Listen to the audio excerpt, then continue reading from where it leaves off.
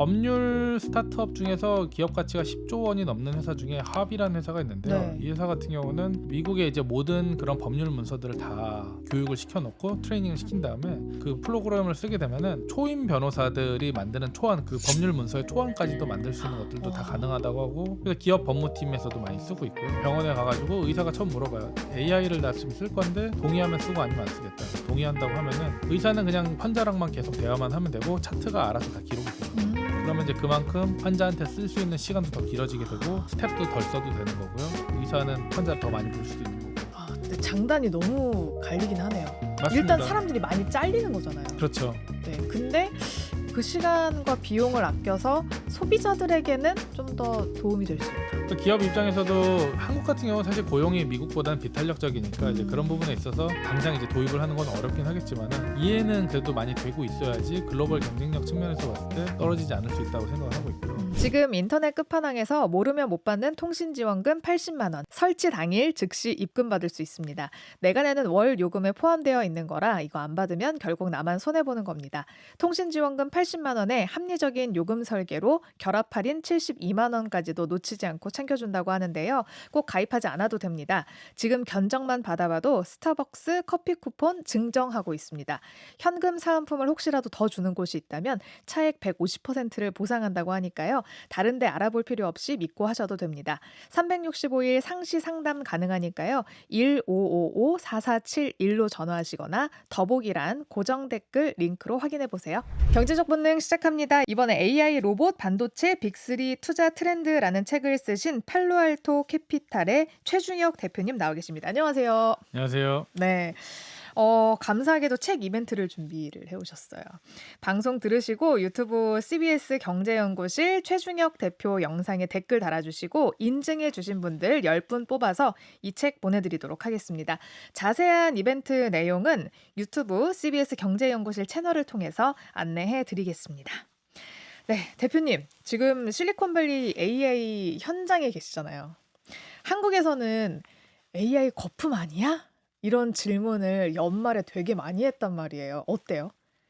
네, 그 연말에 이제 AI에 대한 이제 주가들이 많이 오르면서 걱정들이 좀 많으신 것 같습니다. 그러니까 주가가 사실 계속 오르면 모르겠지만 어느 순간 또 주가가 밸류에이션에 올라가다 보면은 멈추는 그런 부분들이 있는데, 그래서 이제 거품이 아니냐, 우리 닷컴 버블을 옛날에 겪었는데 비슷한 거 맞아요. 아니냐, 이제 이런 얘기들을 많이 할 수가 있는데, 실질적으로 이제 상장 회사들과 비상장 회사들을 보면은 좀 차이가 있는데, 상장 회사들 같은 경우는 그런 이제 거품론 외에도 많은 이슈에 따라서 주가가 이제 움직이잖아요. 예를 들면 트럼프 정부의 뭐 정책이라든가 뭐 금리 뭐 인상 인하 이슈라든가 이제 이런 것들 때문에 많이 움직이고 하는데, 저희가 이제 AI에 대한 실질적인 그 밸류를 체크를 하기 위해서는 비상장 회사들을 많이 봐야 될 것 같아요. 왜냐하면은 AI 회사들 중에서 상장되어 있는 회사가 많이 없습니다. 네. 저희가 뭐 엔비디아라든가 아니면 뭐 오라클, 구글 뭐 이제 이런 빅텍 회사들이 실질적으로 AI 일만 하는 건 아니거든요. 네. 근데 이런 비상장 회사들 중에서는 AI 회사들이 아직 상장이 많이 안 되어 있는 편이에요. 근데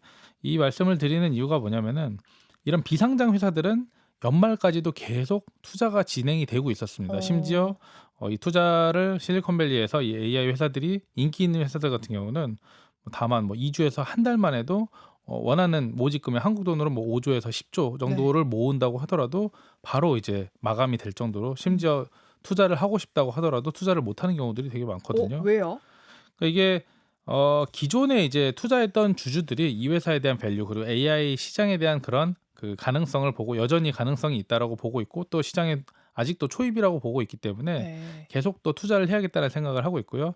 새로운 투자자들 같은 경우는 이제 그 기회를 받아야 됩니다. 그 티켓을 잡으려고 하면은 저희가 미니멈 책 사이즈라고 이야기하는 최소 투자 금액이 있는데, 회사가 점점 커지다 보면은 금액 자체가 되게 커지거든요. 예를 들면 뭐 상장을 막 앞두고 있는 그런 회사들 같은 경우는 회사의 기업 가치가 이미 뭐 100조, 200조, 300조 이렇게 넘어가기 때문에 여기에 신규로 투자하려면은 뭐 500억에서 1000억 정도를 투자를 해야 투자를 할 수 있다라고 얘기를 하는데, 네. 이런 것들은 상장이 다가옴에 따라서 이런 회사들은 주주들 그 관리를 하는 거거든요. 500억이 아니고 500억 달러요? 500억 원을 어. 말씀드립니다. 한국 돈으로 500억 원, 1000억 원 네, 이제 이 정도를 가져와야 우리 이제 이번 투자에 껴준다. 참여할 수 있다. 이제 이렇게 이야기하는데 이런 뭐 배경들은 여러 가지 있겠지만은 기존 투자자들이 우리는 이번에도 우리가 투자를 하겠다. 우리 충분히 그걸 소화해낼 돈이 있다라고 해서 음. 기존 투자자들한테 먼저 우선권이 있거든요. 그래서 네.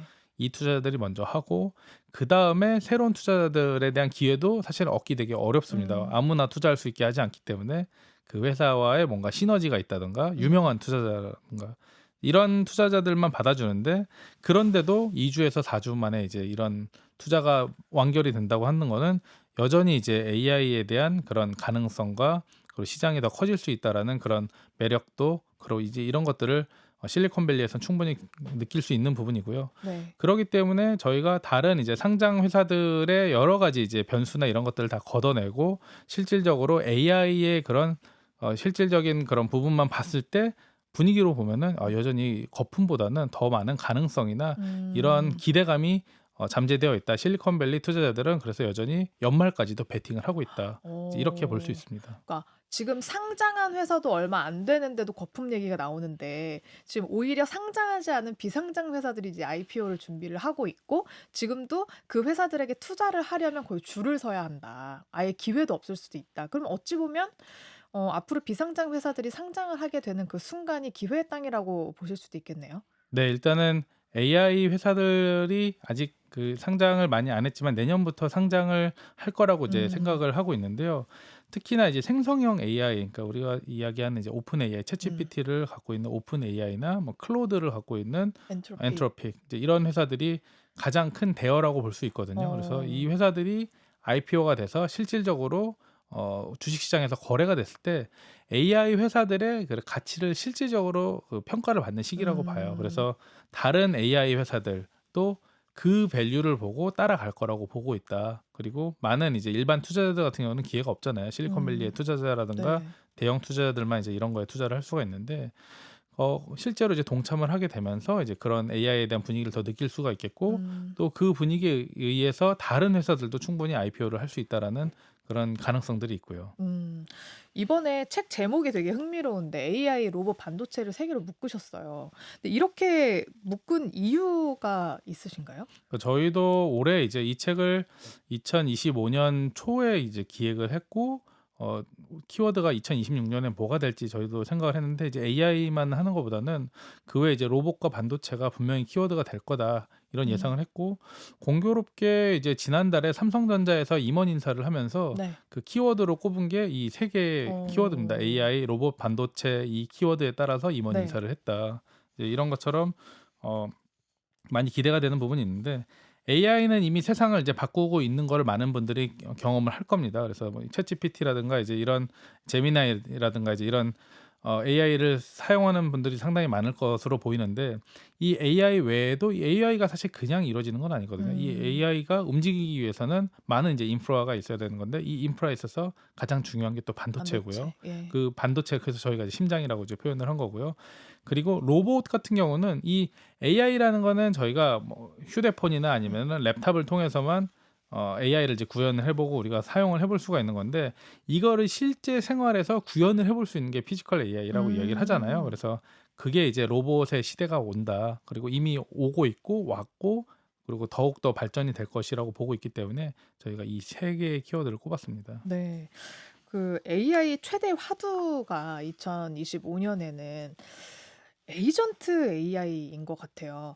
우리는 이제 생성형 AI에는 그래도 지금 많이들 써보셨고, 그런데 에이전트 AI는 뭘까 궁금해하시는 분들이 많던데 두 개의 차이점이 뭔가요? 그러니까 일단 생성형 AI는 그 AI의 엔진이라고 보면 됩니다. 그러니까 모든 걸 연산을 하고 우리가 이제 일반인들이 사용할 수 있는 거 여러 가지가 우리가 프롬프트를 준다고 하죠. 우리가 질문도 하고 이런 것들을 답변해줘, 고쳐줘 이제 이런 것들을 만들어주는 그런 역할이라고 하는데 실제로 이제 이것만으로 끝나는 게 아니고 에이전틱 AI는 정말 비서처럼 예를 들면 내가 뭐 유럽 여행을 가고 싶어라고 했을 때 그 유럽 여행에 대해서 나의 선호나 기호를 다 반영을 해서 여행의 이제 그런 일정도 짜주고 그다음에 거기에 뭐 비행기표도 끊어주고 숙박도 해주고 근데 이게 그냥 막연하게 해주는 게 아니고 나의 기호를 이미 다 반영을 하고 있는 거죠. 그러니까 내가 이미 열심히 노력을 해서 검색해보고 싸다고 하는 것들 알아보고 포인트도 알아보고 이제 이런 것들을 다 반영을 해서 이제 이 에이전틱 AI가 이제 만들어준다라고 보는 거고요.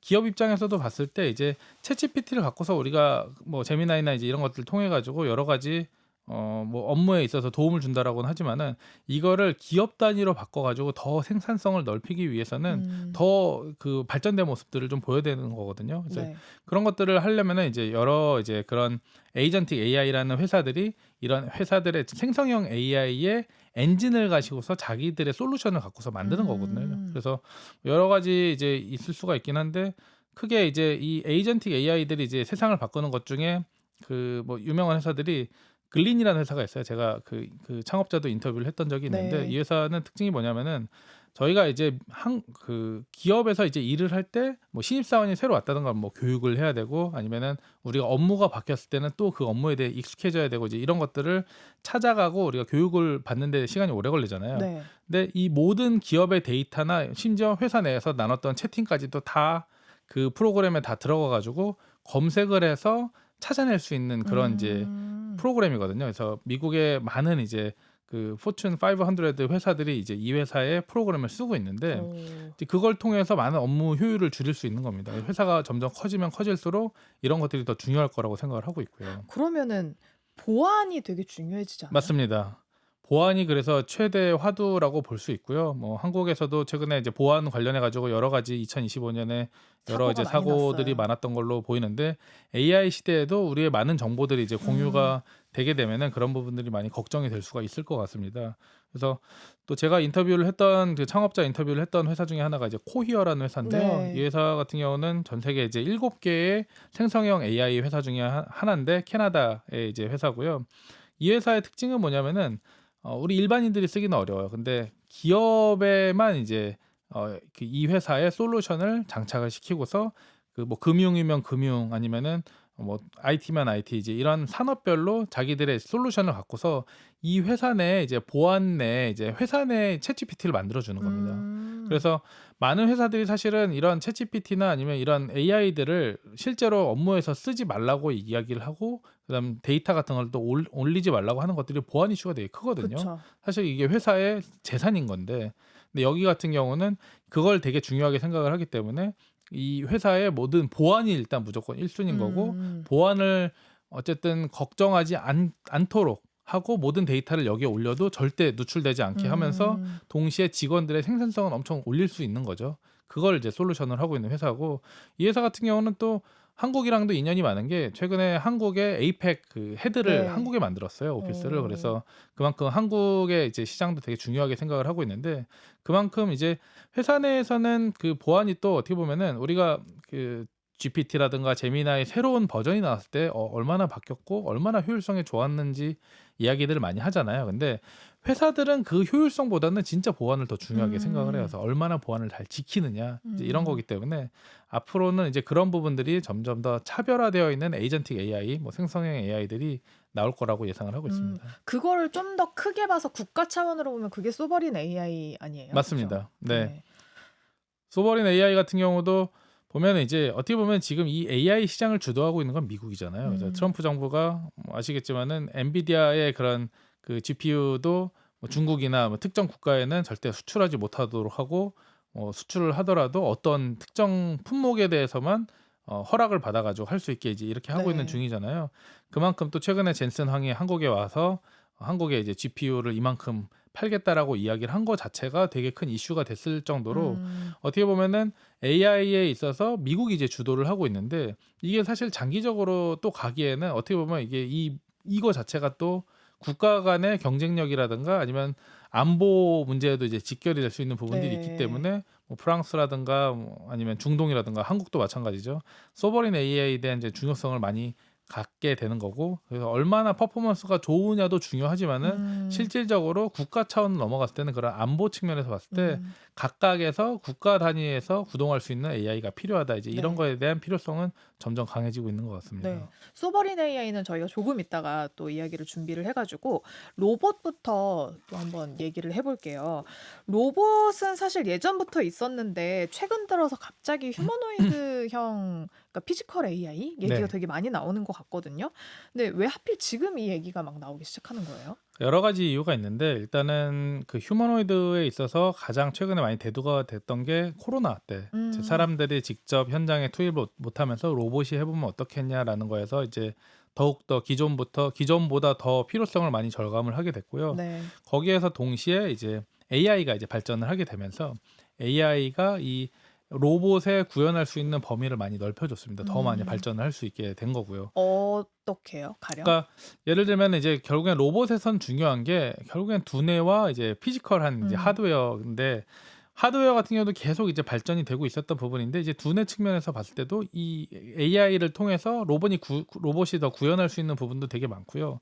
또 동시에 로봇이 이게 또 우리가 좀 다른 게 AI 같은 경우는 기존에 이제 최근에 챗GPT가 많이 유저 수가 늘어나게 된 게 그 지브리 스튜디오 이제 음. 그거를 사람들이 많이 이용을 하면서 유저가 확 늘어나고 네. 동시에 많은 그 사람들이 사용을 하면서 학습량이 늘어나서 더욱더 음. 스마트해진 부분들이 있거든요. 그러니까 AI 같은 경우는 우리가 쓸 때 많은 전 세계의 많은 뭐 문헌이라든가 신문, 기사, 뭐 영상, 뭐 소리 이런 것들을 다 학습을 시켜서 얼마든지 이거를 더 스마트하게 만들 수 있게 한 반면 로봇 같은 경우는 되게 어려운 게 이거를 실제로 구현을 하는 그런 데이터를 쌓기가 되게 어렵습니다. 네. 그래서 그런 것들을 예를 들면 이제 로봇의 두뇌 측면에서도 여러 두 가지예요. 그러니까 한 가지는 실제로 이걸 구현을 하면서 데이터를 쌓는 방법이 있고 음. 또 하나는 가상현실에 가가지고 음음. 이거를 여러 가지 변수들을 대응을 해보는 방법들이 있거든요. 그래서 어. AI가 이제 그런 거에 있어서 많은 역할을 했고요.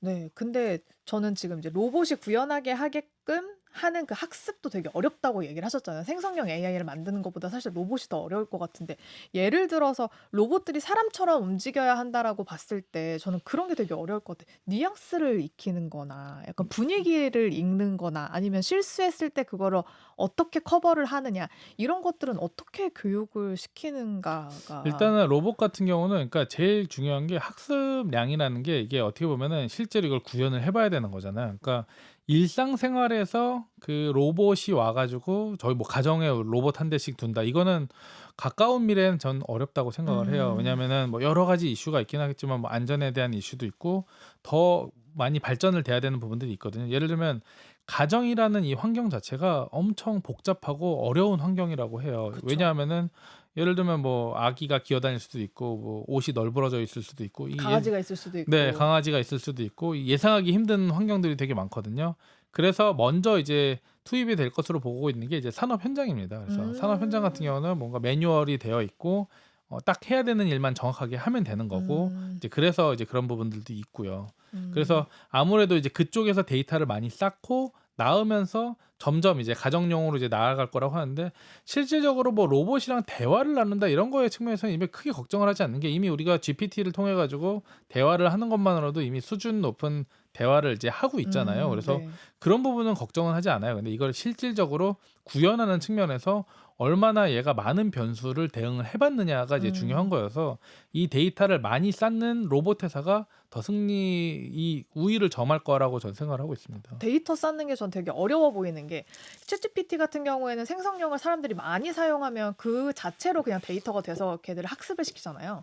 근데 로봇은 사실 모두가 다 학습시킬 수가 없으니까 그 데이터 모두를 할 수가 없고 어쨌든 필터링을 계속 해야 될 거고 옳지 않은 것을 입력하려는 사람들도 있잖아요. 그러니까 그런 것도 좀 뭐라 그래야 되지? 잘 걸러내야 될 것 같은데 그래서 데이터 양이나 뭐 질이나 이런 측면에서 되게 어려울 것 같다는 생각이 들어요. 맞습니다. 네. 그래서 제가 이제 인터뷰했던 회사 중에 이제 어질리티 로보틱스라는 회사가 있는데 이 회사 같은 경우는 이제 아마존이 일대 주주예요. 그래서 아마존에서 가져다가 이 로봇을 갖고 자기네 이제 물류센터에 투입을 해서 이거를 옮기는 일을 이제 해보려고 하는 건데 네. 아무래도 이제 이게 구현을 하려면은 실제로 실제 환경에서 쓰여야 되는 거고 실제 환경에서 쓰이려면 이게 돈이 또 돼야 되는 거거든요. 그쵸. 그러니까 이게 어떻게 보면은 이걸 가져다가 쓸 만한 수요가 있냐 없냐가 이제 되게 음. 중요한 거고 그런 거에 있어서 봤을 때 뭐 물류라든가 제조 쪽에서는 가장 먼저 쓰일 거라고 보고 있습니다. 그래서 이 어질리티 로보틱스 같은 경우는 기본적으로 이제 세계 1위 물류 회사 아마존이 음. 가져다가 이제 쓴다고 하니까 그 측면에서는 봤을 때는 많은 이제 데이터를 조기에 이제 쌓을 수 음. 있을 거라고 보고 있고요. 그 외에 이제 데이터를 쌓는 방법이 아까도 말씀드렸지만은 두 가지입니다. 하나는 이제 실제로 이제 데이터를 가서 로봇이 쌓는 방법이 있고 두 번째로는 가상현실을 통해서 이제 쌓는 방법이 있거든요. 네. 그리고 로봇 회사들, 그러니까 휴머노이드 회사들이 이 두 가지 측면으로 하나 아예 자기가 하드웨어랑 소프트웨어를 다 구현을 하려고 하는 회사들이 있고요. 피겨 AI라는 회사가 이제 그걸 다 해보려고 하는 거고요. 아니면 이제 앱트로닉이나 아니면 어질리티 로보틱스 이제 이런 음. 회사들 같은 경우는 아무래도 이제 그런 하드웨어에는 강점이 있지만은 소프트웨어 같은 경우는 좀 더 잘하는 이제 그런 부분들이 음. 있으니까 뭐 구글의 뭐 딥마인드라든가 이제 이런 데 거를 갖다가 쓴다든가 네. 이런 방식으로 좀 하고 있고요. 그 음. 외에 뭐 피지컬 인텔리전스라든가 아니면은 스킬드 AI 이제 이런 회사들은 로봇의 두뇌만 그 연구하는 회사입니다. 그래서 이런 회사들도 이미 가치가 뭐 10조, 20조 어. 원 넘게 이제 형성이 되어 있고요. 그래서 여러 가지 방면으로 해서 로봇을 학습시키려고 하고 있는 그런 분위기들은 음. 각각 다른 전략으로 나아가고 있습니다. 그럼 소프트웨어랑 하드웨어, 로봇으로 봤을 때 둘 중에는 뭐가 더 중요해요? 저는 사실 둘 다 중요하다고 생각을 하기는 하는데요. 결국에는 이제 지금 이제 소프트웨어 같은 경우는 이제 많이 발전이 되어 있기는 하잖아요. 근데 뭐가 중요하다고 저는 말하기는 좀 되게 어려운 것 같아요. 네. 왜냐면은 이 하드웨어 같은 경우도 내구성이 되게 중요하거든요. 예를 들면은 그 어질리티 로보틱스를 좀 예를 들자면은 짐을 들었다가 옮겼다 이제 하는 부분들이 봤을 때 어떻게 보면 이 로봇이 100kg가 넘는 짐도 한 번에 들 수가 있어요. 근데 네. 이렇게 하려면은 배터리 소모량이 확실히 어. 엄청나게 많이 되고 그럼 그렇겠네요. 오랫동안 쓸 수가 없는 거고요. 동시에 이 로봇의 이제 내구성도 떨어지겠죠. 빨리 고장이 날 수도 있는 음. 거니까. 그러니까 이 최적화를 하는 부분이 되게 중요해요. 이거는 어떻게 보면 이제 아마존의 물류 창고에서 쓴다고 했을 때 뭐 한 23kg 정도가 제일 적정한 이제 무게라고 봤을 때 음. 그 정도에서 어떻게 들고 어떻게 이동을 해야 이게 더 내구성도 좋아지고 배터리 소모량도 최대한 음. 길게 하고 이제 이런 것들을 할 수 있기 때문에 하드웨어도 결국 너무너무나 중요한 거고요. 네. 소프트웨어도 당연히 이제 다른 측면에서 당연히 중요하다고 보기 때문에 닭이 먼저냐 달걀이 먼저냐 이제 이런 게 아닌가 싶습니다. 근데 생각해 보면 그 산업 현장이나 공장에서 그 로봇들을 쓴다는 이유는 사람은 하루에 8시간밖에 일 못 해. 이게 제일 크잖아요, 사실. 그래서 맞습니다. 밤새도록 돌리겠다. 생각해 보니까 배터리가 닳겠네요. 그래서 배터리에 대해서 충전도 빠르게 이제 고속 충전을 하는 그런 기술들도 빠르게 되어 있고요. 그래서 네. 예를 들면 뭐 열대가 돌아간다고 했을 때 이 뭐 어질리티 로보틱스의 이제 이 로봇 같은 경우는 한 10분 정도 충전을 하면은 뭐 몇 시간 동안 4-5시간 쓸 수 있다든가 음. 이제 이렇게 할 수 있기 때문에 그 정도 충전하는 정도는 다른 로봇들이 이제 그 사이에 이제 메꾸고 있으면 되는 거거든요. 그러면 그래서 어쨌든 더 많이 사 놓기는 해야겠네요. 그렇죠. 뭐 적어도 뭐 버퍼는 한두 대씩은 있어야 되는 거고요. 음. 다만 이제 뭐 야간 근무나 이제 이런 것들도 얼마든지 이제 할 수 있는 거고 가장 중요한 거는 그거예요. 그러니까 이 로봇들이 특히나 이제 제일 중요한 게 사람이랑 같이 투입을 할 수 있느냐가 되게 중요하거든요. 지금 그러니까 같이 일하고 있는 사례가 있어요? 지금 아직까지는 같이 일하고 있는 사례는 없고요. 어. 왜냐하면 이제 어질리티 로보틱스 같은 경우는 현재 아마존 물류 창고에서 지금 쓰이고 있고요. 음. 그다음에 근데 로봇과 사람이 다른 공간에서 일을 하고 있습니다. 그래서 로봇은 울타리가 쳐져 있는 공간에서 따로 일을 하고 있고 사람은 사람이 이제 일하는 데서 일하고 있긴 한데 음. 내년부터는 이제 새로운 버전이 나오게 되면은 이제 같이 투입을 할 수 있을 만큼 어. 안전도가 검증이 된 로봇이 이제 투입이 되거든요. 네. 이런 경우에는 이제 누군가가 이제 결근을 한다든가 사람이 이제 아프다든가 누군가가 즉시 이제 투입을 해야 될 때 로봇을 대체해서 투입을 할 수도 있는 거고요. 또 어. 로봇은 또 장점이 뭐냐면은 사람은 한 가지 일에 숙련이 돼 있으면 여러 가지 일을 하는 게 되게 어려울 수도 있긴 한데 로봇은 이 일을 했다 저 일을 했다 다른 데 투입하는 게 음. 얼마든지 가능합니다. 경력이 의미가 없는 맞습니다. 건가요? 네. 로봇은? 그런 것들이 이제 학습이 되어 있고 프로그래밍이 되면은 그런 부분이 있어서 강점이 있다라고 볼 수 있는 그럼 거죠. 산업 현장의 모습이 지금은 그 로봇과 사람이 일을 하고 있다가 각자 일하고 있다가 합쳐졌다가 결국엔 사람이 없어지는 형태가 되겠네요. 그럴 수도 있죠. 네. 충분히 음. 그렇긴 한데 근데 이제 결국에는 사람들이 이제 필요가 없다 이제 이런 거보다는 이미 일자리에 있어 봤을 때 단순 노동 측면에서 봤을 때 미국에서 이미 5년 전에는 50만 명 정도가 사람이 부족했다고 합니다. 그래서 음. 사람들을 못 구해 가지고 이런 거에 대한 부분에 대한 고민을 많이 했고 또 이미 사람들은 이길 배송, 다음 날 배송되는 거에 너무 익숙해져 있어요. 미국도 네. 마찬가지거든요. 아마존에서는 주문하면 사람들이 다음 날 바로 배송받기를 원하기 때문에 음. 더욱더 사람들이 많이 투입이 돼야 되고 이제는 온라인 쇼핑을 더욱더 많이 하기 때문에 물류량은 계속 늘어나고 있거든요. 음. 이거를 채워줄 사람이 없기 때문에 네. 아까 전에 50만 명이라고 얘기했는데 지금은 110만 명 정도가 부족하다고 해요. 그래서 어. 이거를 결국에는 채워줄 부분은 로봇들이 이제 채워진다라고 보는 거고요. 그래서 음. 그런 부분에 있어서 로봇들이 할 수 있는 역할들은 점점 늘어날 거다. 다만 이제 젊은 사람들이 이제 그런 단순 노동을 더욱더 하고 싶어하지 않기 때문에 또 아시겠지만 미국에서도 요즘 불법 이민자라든가 아니면 그런 이제 그런 사람들도 점점 쫓겨나고 있잖아요, 미국에서. 음. 그러니까 그런 사람들 더 구하기가 어려울 거고요. 음. 또 한국도 마찬가지겠지만은 이제 그 점점 뭐 농촌에서도 이제 일할 수 있는 사람들이 이제 부족하다고 하잖아요. 이 개발도상국에서도 로봇이 필요하다고 합니다. 글로벌 개발도상국은 사실상 그 미국 같은 경우는 인건비 줄이려고 그렇게 할 텐데 개발도상국 같은 경우에는 사실 장점이 인건비가 싸다는 거잖아요. 맞습니다. 근데 글로벌 기업들이 개발도상국에서 이제 생산 그 시설을 운영을 할 때 문제가 여기에 있는 그 사람들을 계속 이제 교육을 시켜야 되고 또 계속 사람을 관리를 해야 되는데 음. 생각했던 것보다 이제 숙련도가 좀 떨어지거나 아니면은 좀 가르쳐 놨다고 했을 때는 뭐 비가 많이 와서 출근 안 한다든가 이제 음. 여러 가지 이제 그런 변수들을 겪다 보니까 차라리 이제 로봇을 투입하는 게 나을 수도 있겠다라고 생각을 하고 있는 사람의 회사들도 늘고 성실도에 문제가 있기 때문이었을까요? 그 뭐 어쨌든 운영에 대해서 봤을 때 그런 음. 회사는 어쨌든 공장을 계속 돌려야 되는 그런 뭐 필요성이 있으니까요. 그래서 그런 측면에서 봤을 때 로봇이 더 유리할 수 있다. 그래서 꼭 선진국의 얘기는 아니라고 봐야 음. 될 것 같습니다. 네.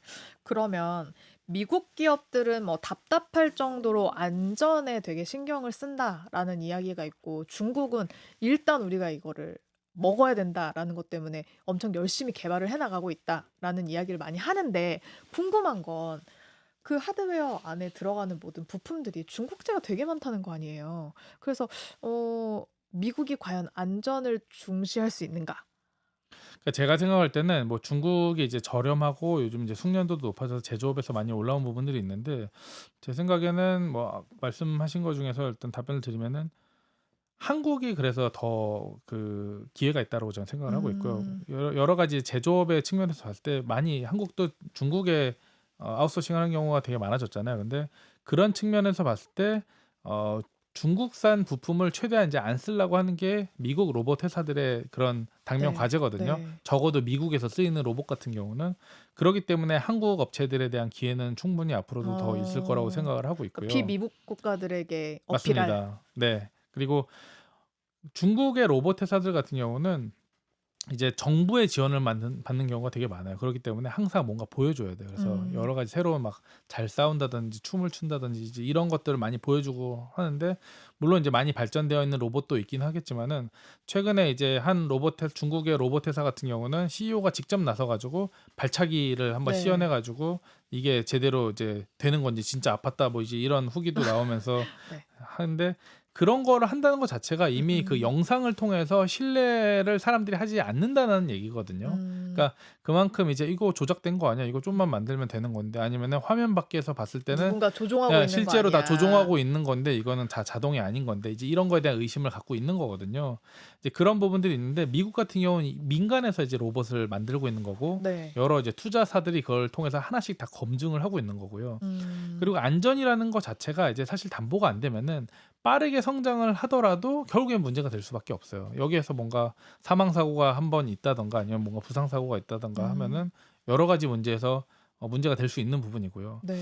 또 한 가지 말씀드리고 싶은 거는 이제 트럼프 정부가 지금 제조업을 미국 내로 가져오려고 하는 그런 움직임이 되게 많아요. 그래서 결국에는 메이드 인 USA를 많이 만들겠다 이제 이야기를 하는데 근데 또 역설적으로 거기에서 일할 사람들은 많이 없다는 거죠. 그러게요. 그러기 때문에 로봇에 되게 많이 지원을 음. 하겠다라는 그런 문건도 최근에 발견이 됐던 거고 백악관에서는 내년에는 피지컬 AI에 많이 지원을 하겠다. 이제 이런 음. 이야기들이 보도들이 나오고 있는 것들이 거기 제조업에 있어서 미국에서 이제는 더욱더 지원을 하겠다라는 게 미국 정부의 이제 움직임이라고 볼 수 있습니다. 네. 자, 지금부터는 우리 국가가 뛰어든 AI 전쟁에 대해서 이야기를 좀 해보려고 하는데 제가 소버린 AI를 잠깐 좀 밀어놨었잖아요. 소버린 AI. 우리나라는 이재명 대통령이 AI 수석도 세웠어요. 세웠고 또 100조 원 투입해서 AI 투자하겠다고 얘기를 했는데 뭐 미국이나 중국에 비하면 어느 정도의 투자라고 볼 수 있을까요? 그러니까 일단은 한국에 아까 말씀드린 그 7개의 그런 대형 그 생성형 AI는 한국에는 아직 없습니다. 한국 네. 회사는 없습니다. 근데 뭐 그 외에도 그래도 열심히 하고 있는 AI 회사들이 충분히 있고요. 그래서 음. 가능성이 충분히 있다고 보고 있는데 이번에 그 엔비디아의 그 GPU를 보유를 이제 그 젠슨왕이 판매를 하겠다라고 해 가지고 26만 장. 네. 네. 그것만으로도 한국이 전 세계에서 세 번째로 많이 그래요? 네, 보유한 이제 그 당시에 어. 현재는 어느 정도 이제 수준인지는 모르겠지만 어쨌든 당시에 그 판매를 할 때는 이제 그 정도 수준이다. 그래서 그런 얘기들이 있기는 했는데 그만큼 이제 소프트웨어 측면에서 봤을 때는 저희가 아직은 좀 가야 될 길이 음. 멀기는 하다고 그 경쟁 국가들 그러니까 뭐 프랑스나 아니면 미국이라든가 이제 음. 이런 데에 비해서는 멀 수도 있다라고 생각하고 있긴 한데 인프라 측면에서는 상당히 강한 부분들이 많잖아요. 뭐 반도체라든가 아니면 여러 이제 AI에 이제 들어가는 우리 뭐 삼성전자, SK 하이닉스 이제 일단 기본적으로 있고요. 그 이상으로 뭐가 있는지 모르겠어요. 네, 그 이상으로 사실은 더 우리가 나아가야 되는 거죠. 그러니까 거기에서 있을 때 AI 뭐 요즘 이제 이제 LG AI 연구원 이제 이런 데서도 계속 이제 본인들의 AI도 만들어내고 있고 음. 사실은 그런 대형 빅테크 회사들이랑 봤을 때 규모로 봤을 때는 저희가 상대하기는 어렵죠. 미국에 있는 그런 오픈 AI나 아니면 빅테크 회사들이 모아가지고 하고 있는 거를 한국에서 따라가긴 되게 어렵잖아요. 근데 그거를 우리가 뭐 경쟁을 해서 우리가 이기겠다 이거는 사실 무의미한 그런 부분인 것 많이 같고 격차가 너무 많이 벌어져서. 맞습니다. 네. 격차가 이미 많이 벌어지고 전 세계 돈을 미국에서는 빨아들이고 있기 음. 때문에 그건 너무 어려운 부분인데 다만 이제 한국 내에서 우리가 안보나 이제 보안 측면에서 필요한 부분은 우리가 얼마나 소구할 수 있느냐 우리가 유사시에 우리가 이만큼 해야 되는 거에 있어서는 얼마나 할 수 있느냐 이제 이런 것들의 좀 부분인 거고요. 결국엔 이게 데이터에 대한 종속 문제거든요. 그러니까 데이터가 우리가 다른데 우리가 중요한 데이터들을 뭐 전 세계에 있는 그런 글로벌 클라우드 업체에 이제 올려놓고 또 거기에 AI를 쓰고 이렇게 되면은 우리가 큰 문제가 생겼을 때 이걸 다 차단하고서 끊었을 때 큰 문제가 될 그렇죠. 수 있는 부분이에요. 그래서 실질적으로 뭐 국가에 대한 기밀이라든가 핵심 뭐 산업 데이터라든가 이런 것들은 뭐 국가 측면에서 봤을 때 소버린 AI가 담당을 해야 되지 않냐 이제 이런 측면에서 우리가 접근을 해야지 이거를 우리가 뭐 우리보다 잘한다 우리가 몇 등이다 이거에 대한 부분은 저는 아니라고 생각하거든요. 그러면 지금 소버린 AI를 구현하기 위한 우리나라의 최고의 업체는 어디라고 보세요? 글쎄요, 제가 그 한국 회사들을 투자하고 있는 건 아니어가지고 이제 아니, 투자하고 있지 않다는 얘기는 그렇게 매력적인 회사가 없다는 얘기의 방증 아닌가요? 그렇지는 않습니다. 저희는 이제 북미 회사에 이제 투자를 하는 업체이기 때문에 네. 근데 정확하게 그러니까 정말 솔직하게 말씀드려서 제가 그 해당 AI 회사들을 만나서 제가 써보고 검증을 해본 게 아니기 때문에 누가 잘한다라고 말하기는 되게 조심스러운 부분인 것 같습니다. 네, 알겠습니다. 자, 마지막으로 반도체 얘기를 해보겠습니다. AI는 반도체를 먹고 산다고 하셨는데 엔비디아의 독주가 계속되고 있습니다. 거의 모든 돈을 다 빨아들이고 결국엔 그 엔비디아의 쿠다 안으로 이제 다 들어가서 결국에는 여기에서 종속돼서 아무도 나가지 못하게 하겠다. 결국엔 그럼 엔비디아만 돈을 버는 것인가? 앞으로도 이 질문들 많이 하시거든요. 네. 그러니까 엔비디아가 사실 제일 앞서고 제일 효율적인 칩을 만들어서 당연히 엔비디아의 칩을 많이 확보를 하는 게 회사의 또 경쟁력이라고 이야기할 정도인데 그러기 때문에 돈을 줘도 구할 수가 이제 없는 그런 상황이고요. 그래서 중국 같은 경우도 갖다 쓰고 싶지만 안 되니까 중국의 반도체 회사들을 계속 그 푸시를 하고 있는 부분들이 있는 거고요. 그래서 무서운 게 그 H200을 그냥 중국에 줘라라고 얘기한 것도 사실은 그걸 겁낼 거 아니에요? 그렇죠. 만들어낼 것 같아서. 네, 뭐 네. 그런 생각을 할 수도 있는 거고요. 결국엔 그래서 그러면은 업체들도 그럼 우리가 엔비디아 것만 갖다가 쓰면 좋은데 이거 신제품 나왔을 때 다 뭐 블랙을 갖다가 다 쓰면 좋은데 이게 안 되니까 그러면은 그리고 또 엔비디아에만 종속이 된다라고 생각을 하면은 결국엔 가격 협상력이라든가 아니면은 우리가 또 필요할 때 못 쓸 수도 있는 그쵸. 부분이 있으니까 여기에 대한 이제 대체제들이 어떤 것들이 있느냐 생각을 많이 하는 거거든요. 그래서 최근에 이제 AMD가 그런 측면에서 급부상을 하게 된 거고요. 또 동시에 이제 그 TPU를 이제 만들어내서 뭐 네. 구글이라든가 아니면 아마존 같은 경우도 자체 칩을 만들어 가지고 한다라는 이제 그런 부분들이 있으니까 브로드컴을 만들어가 뭐 대신에 브로드컴이랑 이제 같이 만들어내는 거니까 그런 식으로 해서 수주를 줘서 그런 거를 이제 계속 해보는 겁니다. 근데 당연히 엔비디아처럼 이 되게 많은 그런 GPU들을 다 연결을 해서 이 클러스터를 만들어 가지고 데이터 센터를 만들어서 이걸 구현을 해야 되는 건데 그런 측면에서 봤을 때는 엔비디아를 따라갈 수는 없거든요. 네. 다만 근데 그렇다고 해서 이제 엔비디아만 계속 할 수 있느냐 이제 아니니까 네. 다른 데도 좀 더 퍼포먼스보다는 이제 실질적으로 다른 용도로 이제 쓰는 것들에서는 차츰차츰 써보는 겁니다. 그래서 거기에 있어서 그 업체들도 이제 계속 납품을 해보고 사용을 해봐야 또 발전을 할 거잖아요. 그래서 네. 다른 그런 이제 업체들도 계속 키워주는 부분들이 있고요. AI 경쟁의 승부처가 GPU뿐만 아니라 이제 전력, 메모리 뭐로 되게 많잖아요. 투자자는 뭘 먼저 봐야 할까요? 사실 다 뭐 뭘 먼저라기보다는 사실 다 종합적으로 다 봐야 되는 건데요. 메모리 얘기는 저희가 조금 했으니까 네. 전력 얘기를 하자면은 재밌는 게 미국의 전력이 실질적으로 이 전력망이 만들어진 게 1950년에서 60년이라고 합니다. 안 그러니까 좋잖아요. 되게 오래됐잖아요. 네. 그러니까 이거를 그러니까 미국의 이 최첨단을 만들어내고 있는 데서 전력 상황 같은 경우는 오히려 되게 안 좋은 부분들이 음. 있는 거잖아요. 그래서 이거를 그럼 전력망을 바로 확충하면 되냐, 하면 되지 않냐라는 얘기를 하는데 이게 사실 쉽지가 않습니다. 음. 아무래도 인프라기 때문에 기간을 갖고서 이제 두고 만들어야 되는 부분이 있고 기존에 이제 바이든 정부 같은 경우는 신재생 에너지를 기반으로 해서 이제 전력망을 네. 확충을 하려고 그게 했는데 너무 어렵죠. 네. 너무나 어렵고 또 동시에 또 정부가 바뀌었으니까 또 기조가 네. 바뀌었고요. 그래서 최근에 그래서 이제 SMR 그 소형 원전이 떴던 이유도 가장 빠르게 이제 구현할 수 있는 부분이 아니냐라고 해서 이제 떴던 부분들이 있고요. 네. 그 외에 이제 가스 터빈으로는 바로 이제 돌릴 수가 있으니까 이제 관련 종목들이 주가가 많이 이제 올랐던 부분들이 있습니다. 근데 소형 원전 같은 경우는 이제 사실 미국에서 보면은 과거에 이제 이런 전력 수요들이 많이 늘어나다 보니까 과거에 폐쇄했던 뭐 석탄 발전소라든가 아니면은 곧 그 폐쇄를 할 것으로 예정되어 있던 화력 발전소 이런 것들의 사용 연한을 늘리거나 아니면 재가동을 한다든가 이제 이런 얘기들이 나올 정도로 이제 분위기가 달라졌고요. 또 네. 동시에 이 어떻게 보면은 새로운 발전소를 만들어내는 게 미국도 되게 어렵습니다. 새로 뭐 한국 같은 경우도 어디에 원전 하나 만든다고 하면 난리 난리나가 나죠. 나겠죠. 예. 그러니까 미국도 이제 하는 방법이 뭐냐면은 기존에 폐쇄되거나 곧 이제 폐쇄될 그럴 때에 그걸 이제 연장을 예, 시켜 주겠다. 소형 원전으로 이제 전환을 하는 약간 그런 음. 형태로 해서 이제 만드는 경우들이 많거든요. 그래서 그러기 때문에 소형 원전 관련 회사들도 음. 많이 각광을 많이 받았던 거고요. 네. 근데 그 데이터 센터 있잖아요. 데이터 센터 건설함에 있어서도 미국에서 처음에는 그게 스타게이트 네 시작하고 뭐 할 때 사람들이 뭐 "우리 데이터 센터 우리 지역에 짓는데." 하면 되게 다 좋아하고 그랬는데 막상 짓고 나니까 전력 수급 문제도 생기고 또 환경 훼손 문제도 있고 생각보다 데이터 센터에 인력이 많이 들어가지 않는다. 그래서 '야 이거 짓는 거 정말 우리가 오히려 더 뭐랄까요? 우리가 더 손해 보는 일이다.' 이런 기조가 되게 팽배해져서 다들 좀 거부한다면서요, 요즘에 그러니까 미국에서도. 어떻게 보면은 그 주정부는 되게 좋아하겠죠. 그걸로 통해서 이제 세수가 들어오게 되니까. 근데 네. 거기에 이제 사는 사람들 같은 경우는 오히려 불편함이 커지면은 나한테 돌아오는 이득이 없으니까 오히려 불편함은 가중이 되면은 음. 당연히 반대할 수밖에 없는 부분이고요.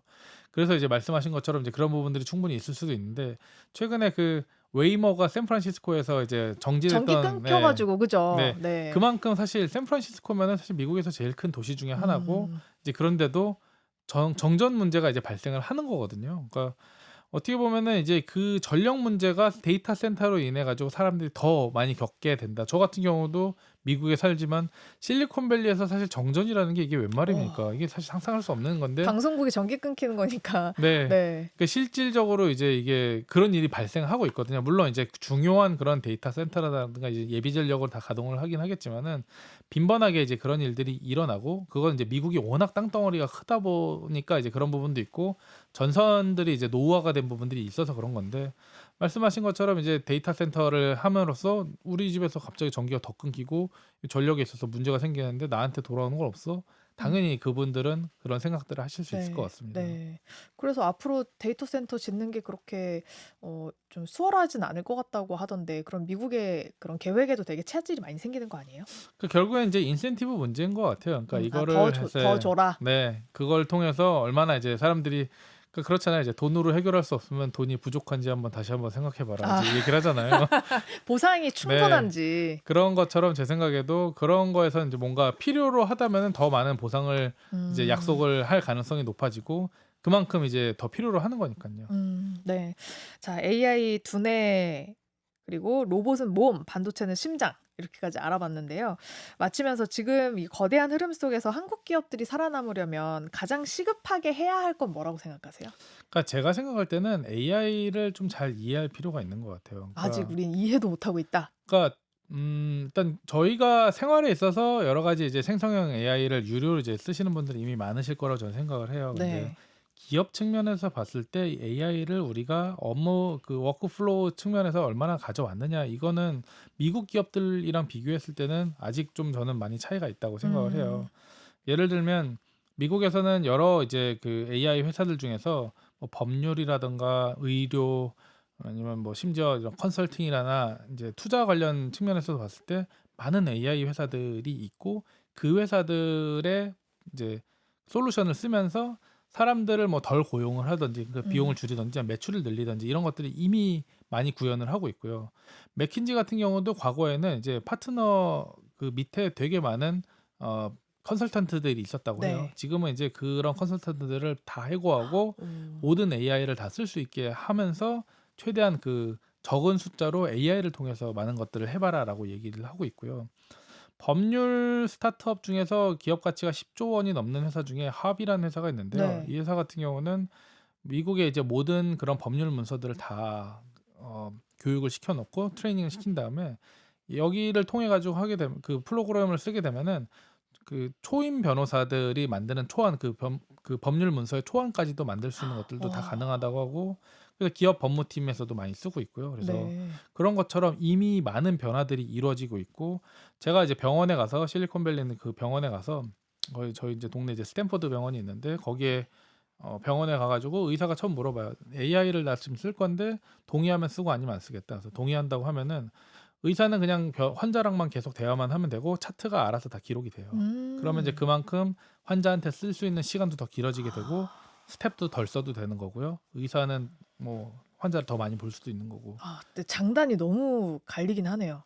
일단 맞습니다. 사람들이 많이 잘리는 거잖아요. 그렇죠. 네. 근데 또 그 시간과 비용을 아껴서 소비자들에게는 좀 더 도움이 될 수 있다.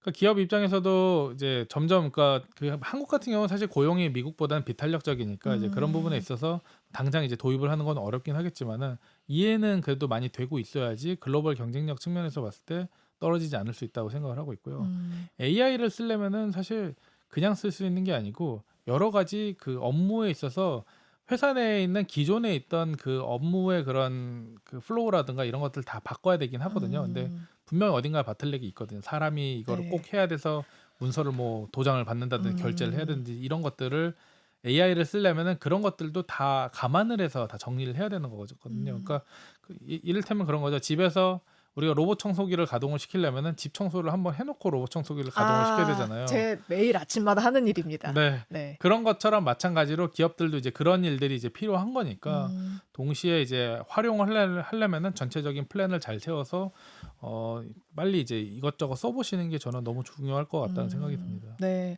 이해부터 해야 된다 우리는. 네, 맞습니다. 정리를 하면 될 것 같습니다. 팔로알토 캐피탈의 최중혁 대표와 이 얘기 나눠봤습니다. 고맙습니다. 감사합니다.